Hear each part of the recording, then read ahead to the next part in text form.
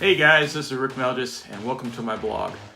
Today we're going to talk about Star Wars, my most favorite subject.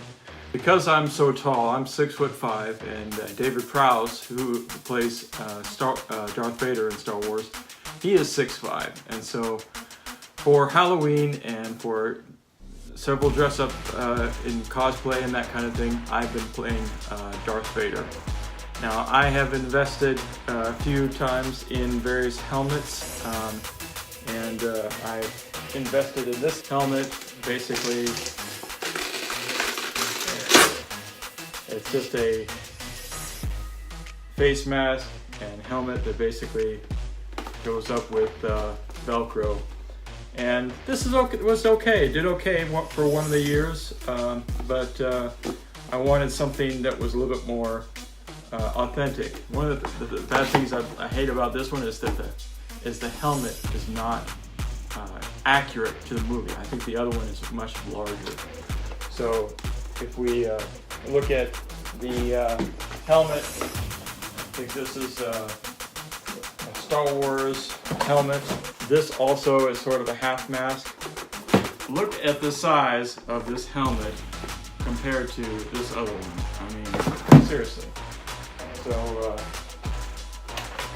this guy is almost, this thing is almost as big as that helmet is. So it has a huge wide helmet. And I like that because it really looks menacing and really great helmet. When I saw that the Vader Black Series came out, I had to have it. I'm sure many of you have seen the new Star Wars Black Series helmet. It actually has the inner workings, the neck piece, and it has sound effects, breathing. Has a nice little button here, right here, that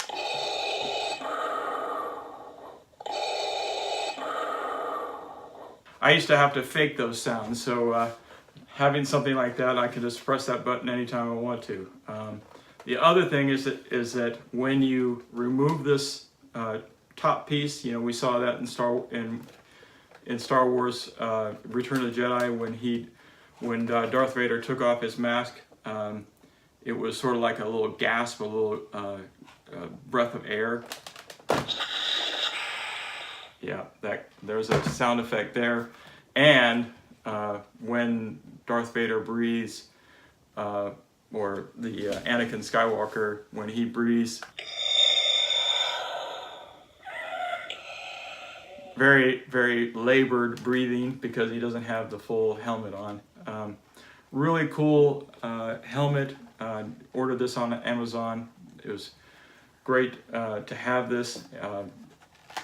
Little batteries go right in here and basically attaches. It barely fits my head, and I got kind of a square face, so this thing going around my head it's a little bit more difficult to put on. I can't put it on right now because it will take me forever to try to get it on. I did get it on last night, so I know that it fits, but it just barely. I gotta practice putting this thing on.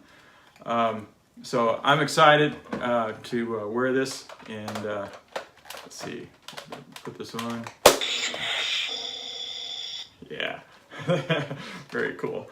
And plus it has magnets. Basically, when you put this on, and look at the inside, the detailed. I don't know if you can see this. The detail of the mask inside, crazy amount of detail. I mean, basically what you see in the Return of the Jedi. Inside here, I don't know if you can see that. Oh my gosh. The nice thing is, one of the cool things is that inside here, let's see if I can put this up here. This mask right here, it's actually rubber. I don't know if you can see that. Let's see if you can see that. It's actually rubber. And the lenses are really clear. Compared to this helmet and this helmet, those things are just like wavy. All you see is kind of waviness. I wear glasses. I can't. Basically, it has a spot in there for your nose, so I won't be able to wear glasses, and I don't wear contacts. But this will be really nice to have. All right, so let's put this back. There we go. Anyway, so I'm going to put this over here. This also has metal plates, and magnets here. So basically there's only one way that it can go on. And it basically is on there now. Now, this helmet has some meat to it. I mean, I would like to figure out a way to figure out if I can get a fan in there. Like most of these masks are super hot. You're wearing all these layers. October, which is not quite winter, and it's going to be super hot. So if I could figure out a way, I think that there's a way to utilize maybe this top part here. Has some screws right here. I'm going to try to figure out if I can put a fan on it. If I make it work, I'll let you know. All right, we'll put that away. Now, one of the things I did purchase the years before, I had one of these lightsabers, and this one's actually pretty cool. It has an extension. It's like it's a toy essentially, but you can sort of lock it in there. It won't come out, but then when you're ready to fire it, it will come out there. It doesn't go back in very easily, but it has a little locking feature that allows you to sort of. Now, I used that sword and I did a sort of a skit and actually animated the laser sword, and you can see that here. The professors have taught you well. The next year, or this year, I was able to purchase the Force Effects lightsaber with lightsaber intact. This is not a modded one. You know, basically it's... But basically when you... So, very cool. One thing I did is I do a lot of 3D printing. And so my armor for the last 2-3 years wearing the Darth Vader helmet has been nothing more than a planter's pot. So I went to Lowe's or Home Depot, I can't remember which one it was, and I found a pot that was big enough that I thought that I could cut out the bottom and then put over my shoulders and Velcro it together. So here's what that looks like. So essentially this used to be a planter pot, and I cut out the hole. I masked off some stripes and painted silver stripes on here. This right here are these little shoulder pads. This used to be like a little pumpkin to carry candy in, so you can actually still see some of the paint from that pumpkin. It's kind of worn off. But when this gets together with the other side,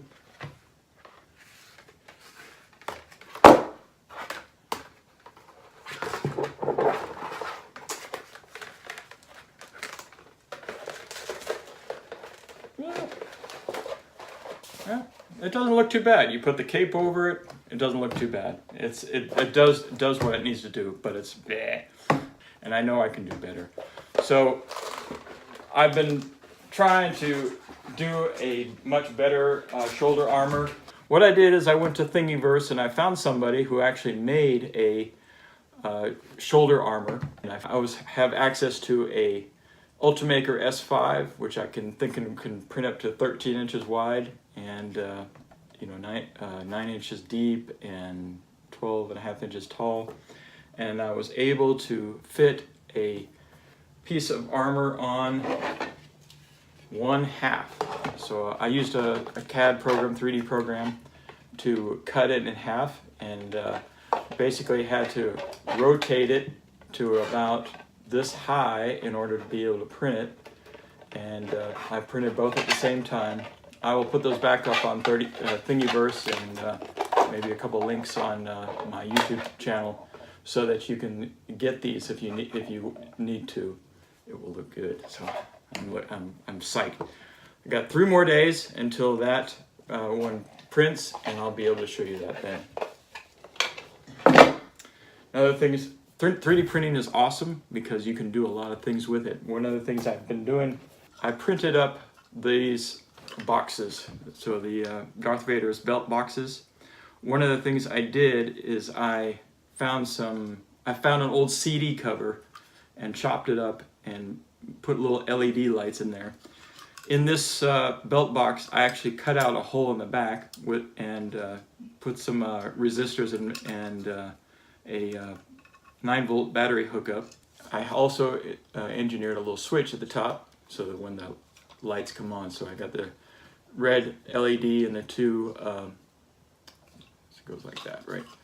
So the red LED and the two green lights basically right there. Let's see if I can see that, yeah.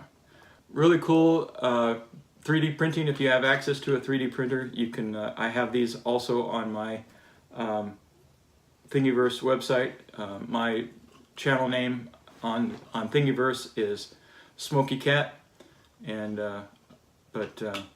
you'll be able to find these belt boxes with the hole cut out. And I'll have another video on how to install these LEDs, and you'll be able to see that, but not on my channel, not yet. So I'll turn off that little switch. This is my chest plate. Inside here, you can sort of see, I've got LEDs out the wazoo. I got a little battery pack in there and a little electronics board here. So basically what I did here is I printed up this box. The original box was solid on the back, and I created a little cavity here. You can see the little cavity inside so that I could put my electronics. This is a little Radio Shack light panel. It is a mesmerizer kit. It has a little switch on here so you can turn it on. When you turn it on, you see the little lights sort of blinking. Basically happens sort of at random. But on the back here, it has a button so that you can press different styles of lights. So sometimes and I'll press it again, and so it does a little bit faster and a little bit differently. Like I said, it has a switch that you can turn on and off, so you can save battery time.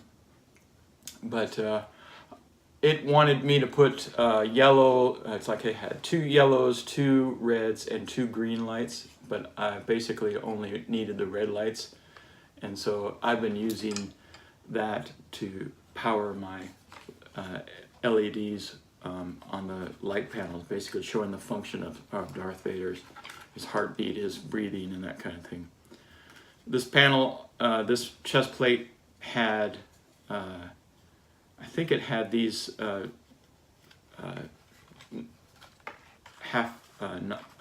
are those things called?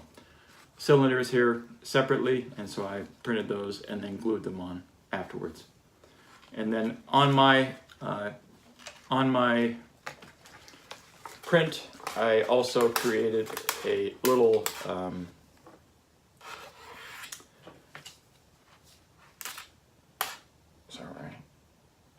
so basically this hangs right here, and when my chest armor is going to be on, and I think we're going to have to adjust it to come up a little bit, but yeah, so this will be good. I used to do a lot of reenactments with medieval stuff. I bought these gloves from a Medieval Replicas Limited. So they basically work. I know they're not the true Darth Vader, but these gloves really fit well, and they're strong, and the leather they're really good. And I basically wear like a black turtleneck and I wear black pants, and I can't really afford the greaves, and so I went and I bought these shin guards from a motocross company, basically from Amazon. They had them, and so instead my legs are pretty tall, and so basically I keep them like this. They don't look too bad. They look actually pretty cool. I mean, I know they're not the real Darth Vader set, and I can't really afford those right now, so I bought these cheap shin guards, and they have straps on the back that basically allow you to hook them on. So that's how I'm doing my Darth Vader. The other thing that I use is the RoboVox voice changer. The RoboVox voice changer on iOS has the ability to change your voice in real time. And on the belt, I put on my belt boxes on both sides, and I put this in the center. We recognize this guy, right? So this is actually a Bluetooth speaker, and that will fit right on my belt. I hook up a amplifier and some cables from my iPhone right down to the another pack that's actually on my belt in the back. And what I did is not having the right cord length and everything like that, but I hooked it up to this portable headphone amplifier. And that, hooking up to the Bluetooth speaker, will amplify my voice into the amplifier, into the speaker, essentially making me sound like Darth Vader in real time. Now, I will say that it's kind of muddy. A lot of people can't hear me when I'm talking because, for one, they're looking at my eyes and the audio is coming out of my belt. So, but I will show a demo of that later on, and to add to this video, possibly a different video. But I hope you enjoyed this video. Basically everything I'm doing for Star Wars, and I love to wear Darth Vader. So hope to see you out there. Thanks for watching.